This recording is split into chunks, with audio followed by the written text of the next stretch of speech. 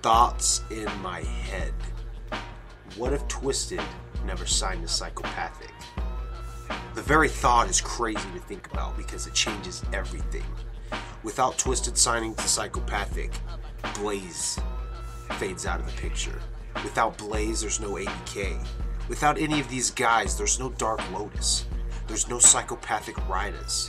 Okay, so they may have found somebody else that they wanted to do some of these projects with. But you gotta think, most of it came from the inclusion of Twiztid to Psychopathic. It was Jamie Madrox who helped Violent J write the script for Big Money Hustlers, so that disappears.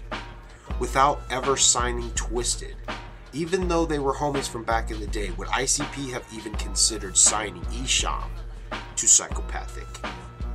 Would they have even considered looking or listening to Boondocks' demo?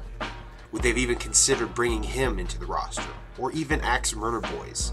That one point changed everything. And without that event ever happening, it changes everything. Psychopathic would not be what it is today without Twiztid signing to Psychopathic like they did. But also in the same effect, Twiztid wouldn't be the same without Psychopathic. So they probably would have went on to do ISI like they originally wanted.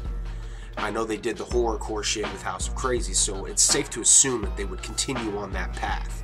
But who knows? I remember seeing in a seminar from one of the gatherings where Monoxide said they had connections with Eminem right before they signed to Psychopathic. Before they became Twiztid, they had connections with Eminem.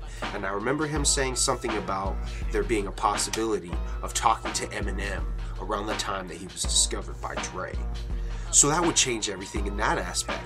What would happen if, having that connection with Eminem, they actually went on to gain mainstream success as ISI, doing a horrorcore type of genre music?